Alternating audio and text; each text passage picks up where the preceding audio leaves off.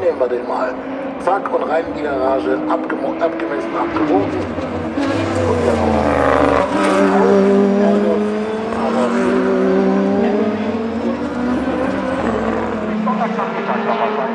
Und dann